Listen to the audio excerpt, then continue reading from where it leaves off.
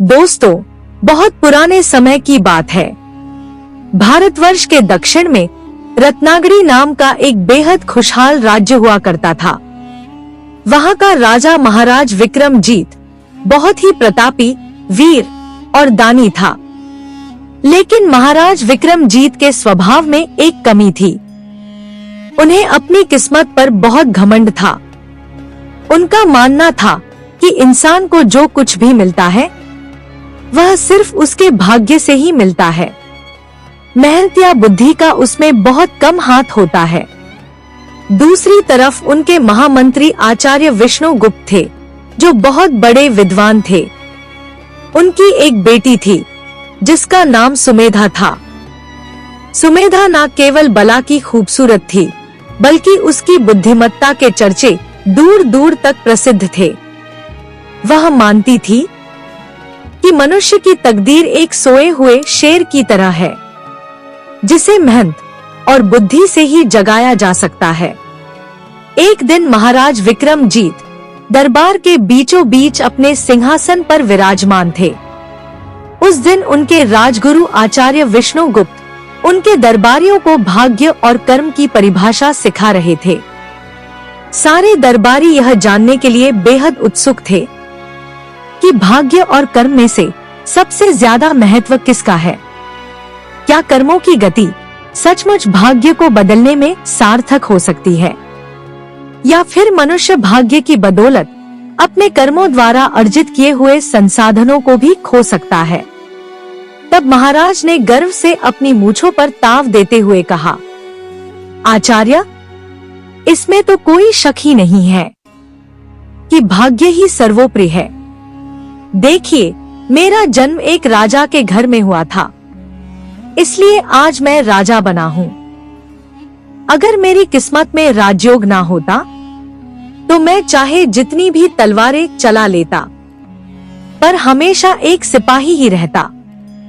तभी दरबार के एक कोने से एक मधुर लेकिन दृढ़ आवाज आई, क्षमा करें महाराज, लेकिन मैं इस बात से सहमत नहीं हूँ। सबने उस आवाज की तरफ मुड़कर देखा। वह महामंत्री की बेटी सुमेधा थी, जो उस दिन दरबार की कार्यवाही देखने आई थी। राजा विक्रमजीत थोड़ा हैरान हुए और बोले, सुमेधा, तुम हमारी बात काट रही हो। सुमेधा ने सिर झुकाकर कहा, महाराज, भाग्य केवल मनुष्य को अवसर देता है, लेकिन उसे सफलता में बदलना बुद्धि और कर्म का काम है। अगर आप किसी हीरे को पत्थर समझकर फेंक दें, तो भाग्य क्या कर लेगा, लेकिन अगर बुद्धि का इस्तेमाल करके कर्म किया जाए, तो एक कोयले को भी तराशकर हीरे में बदला जा सकता है। राजा विक्रमजीत को अपनी बात कांटे जाना बिल्कुल पसंद नहीं आया। उन्हें लगा कि एक साधारण सी लड़की भरे दरबार में उनके ज्ञान को चुनौती दे रही है। उनका अहंकार जाग उठा। राजा ने गुस्से में कहा, सुमेधा, तुम्हें अपनी बुद्धि पर इतना नाज है कि तुम अपनी अक्ल से किसी की भी किस्मत बदल सकती हो? सुमेधा ने फिर से कहा, जी महाराज, अगर ईश्वर का साथ हो और इंसान की नियत साफ हो तो बुद्धि और कर्म से रंग को भी राजा बनाया जा सकता है। सुमेधा ने यह बात इतने आत्मविश्वास के साथ कही कि राजा का चेहरा गुस्से से लाल हो गया। उन्होंने कहा, ठीक है सुमेधा, तो आज हम तुम्हारी परीक्षा लेंगे। हम देखना चाहते हैं कि तुम्हारी यह तदबीर हमारी तकदीर से कैसे जीतती है। राजा ने उसी समय अपने सैनिकों को आदेश दिया कि जाओ और राज्य के सबसे निकम्मे, सबसे गरीब और सबसे बदनसीब इंसान को ढूंढ कर लाओ। सिपाही तुरंत ही निकल पड़े और शाम होते होते वे एक आदमी को पकड़कर दरबार में ले आए। वह आदमी देखने में ही दरिद्रता की मूरत लग रहा था। उसके कपड़े फटे पुराने थे, बाल उलझे हुए थे और वह इतना आलसी था कि राजा के सामने खड़ा होने के बजाय वही फर्श पर पसरकर बैठ गया। उसका नाम घसीटा था। वह दिन भर मंदिर के बाहर ही पड़ा रहता था और जो कोई आता जाता उसे कुछ खाने को देता तो वह वही खा लेता था।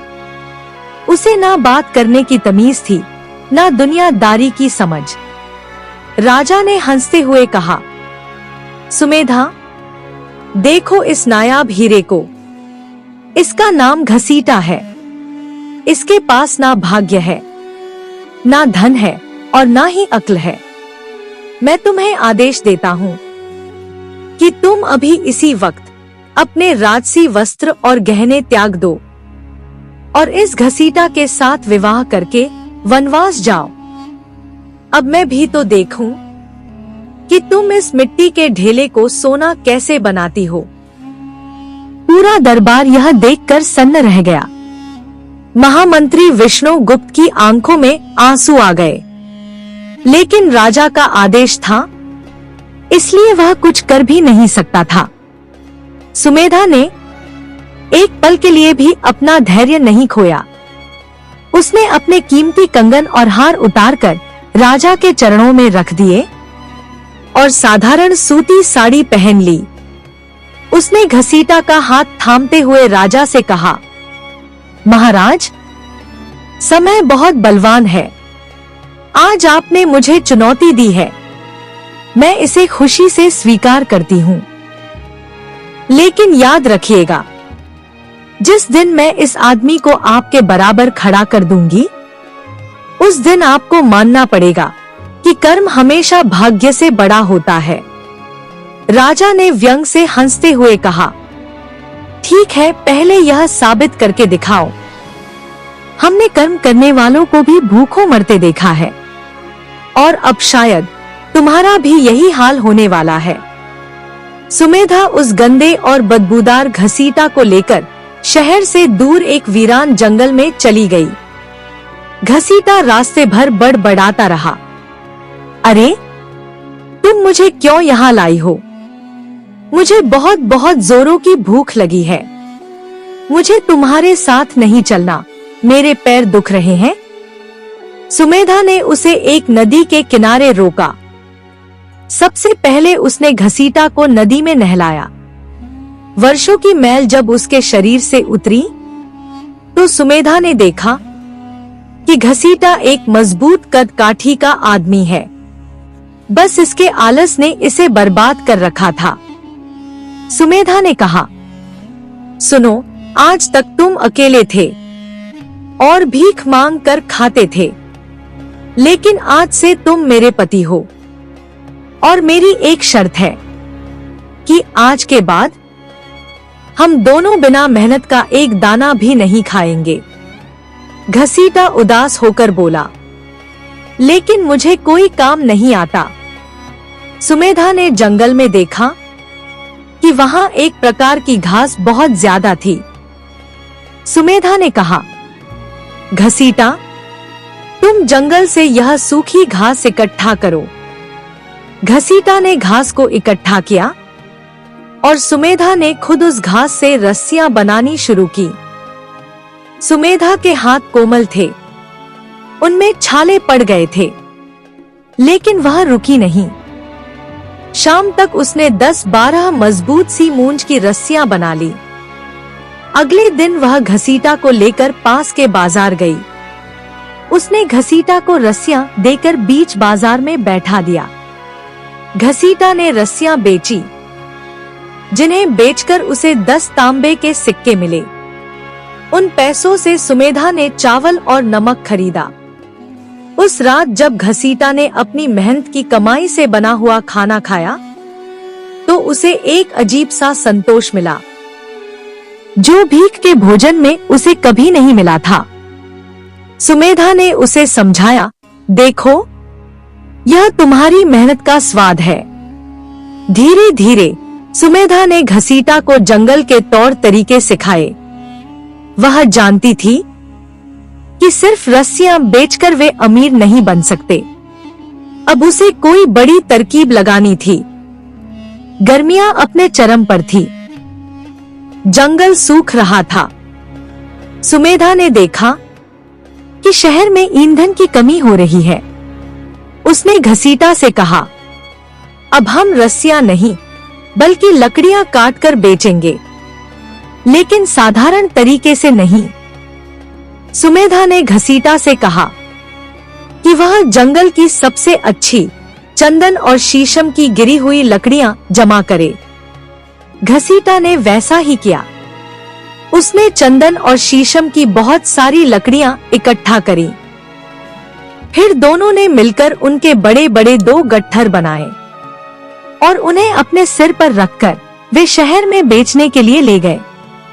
लेकिन सुमेधा ने यहाँ भी अपनी बुद्धि का इस्तेमाल किया। उसने लकड़ियां सीधे नहीं बेची, उसने उन्हें जलाकर पहले उनका कोयला बनाया। घसीटा चिल्लाया, अरे पगली, अच्छी खासी लकड़ी को जलाकर कोयला क्यों बना रही है? सुमेधा मुस्कुराकर बोली, तुम्हें नहीं पता, लोहारों को भट्टी की आग भड़काने के लिए लकड़ी से ज्यादा कोयले की जरूरत होती है। यह कोयला लकड़ी से ज्यादा महंगे दामों में बिकेगा। और वही हुआ। लोहारों ने घसीटा से हाथों हाथ कोयला खरीद लिया।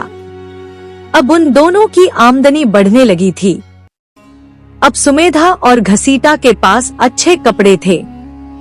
घसीटा ने सुमेधा की सारी बातें मानना शुरू कर दिया था। धीरे धीरे 1 साल बीत गया। उनके पास अब थोड़ा धन भी जमा हो गया था। सुमेधा ने सोचा कि अब बड़ा कदम उठाने का समय है। उसने घसीटा से कहा, अब हम यह जंगल छोड़ देंगे। अब हमें समुद्र किनारे वाले नगर जौनपुरी चलना चाहिए।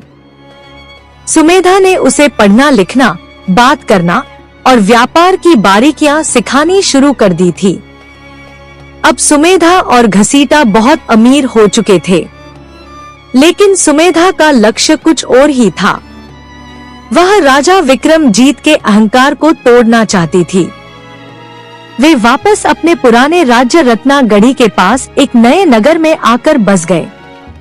वहां पर सुमेधा ने एक विशाल हवेली बनवाई और उसने अपनी हवेली के मुख्य द्वार पर 2 मूर्तियां लगवाईं।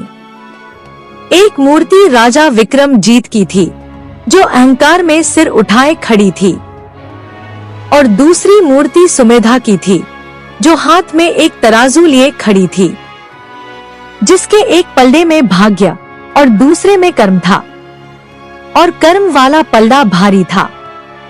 सुमेधा का पति घसीटा अब घसीटा से सेठ घसीटामल हो गया था। उसने घसीटामल को अपनी योजना के लिए तैयार किया। उसे बेहतरीन राजसी कपड़े पहनाए, राजनीति और कूटनीति का ज्ञान दिया। घसीटा अब देखने में किसी राजा से कम नहीं लगता था। एक दिन जैसा कि सुमेधा ने योजना बनाई थी, राजा विक्रमजीत उसी नए नगर के पास शिकार खेलने आए। दोपहर की धूप बहुत तेज थी। राजा और उनके मंत्री आचार्य विष्णुगुप्त प्यास के मारे बेहाल थे। उन्हें रास्ते में जब वह विशाल हवेली दिखाई दी, तो राजा ने कहा, चलो मंत्री जी, इस हवेली के मालिक से पानी मांगते हैं। जैसे ही राजा हवेली के भीतर दाखिल हुए, वे वहां के ठाट बाट देखकर दंग रह गए। ऐसा बगीचा और ऐसे फव्वारे तो उनके महल में भी नहीं थे। सेठ घसीटामल ने बाहर आकर राजा का स्वागत किया।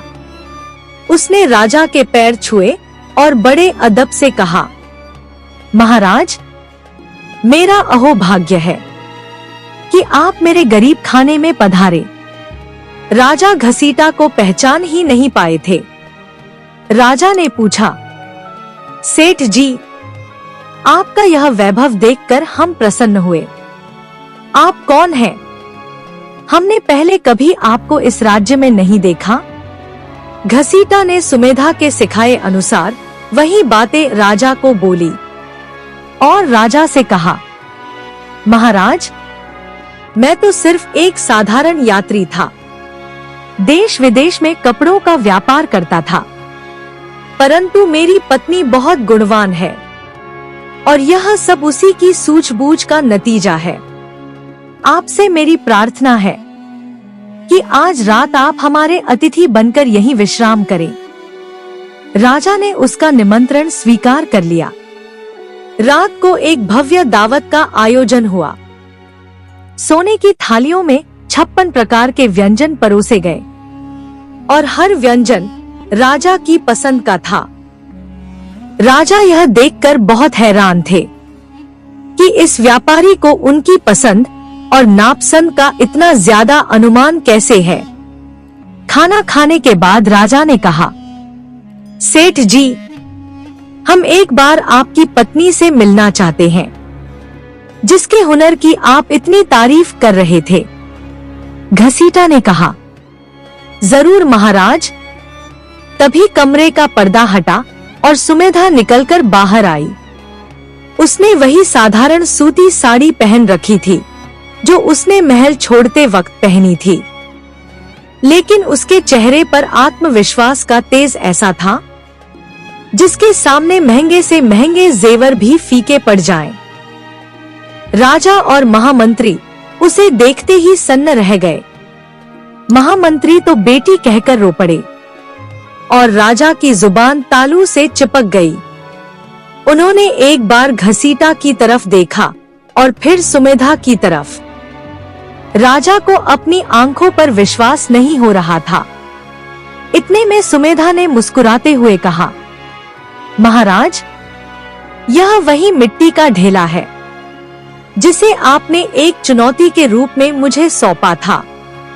आज यह अपनी मेहनत और मेरी थोड़ी सी बुद्धि के कारण एक सफल व्यापारी और एक सभ्य इंसान है। इसने अपनी तकदीर का रोना नहीं रोया, बल्कि अपनी तकदीर खुद लिखी है। सुमेधा ने आगे कहा, महाराज, तकदीर ने इसे भिखारी बनाया था, लेकिन बुद्धि और कर्म ने इसे धनवान बना दिया। अगर मैं भी अपने भाग्य के भरोसे बैठ जाती तो आज हम दोनों जंगल में भूखे मर चुके होते।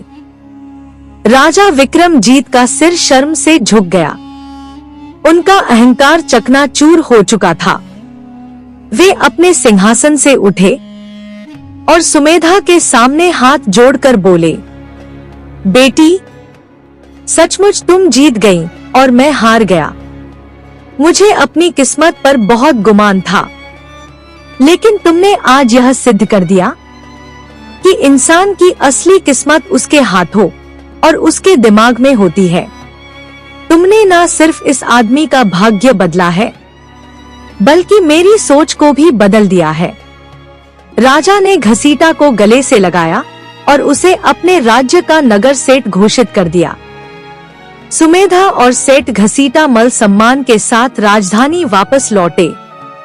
उस दिन के बाद से रत्नागढ़ी के लोगों ने भी भाग्य के भरोसे बैठना छोड़कर कर्म करने में अपना विश्वास बना लिया था।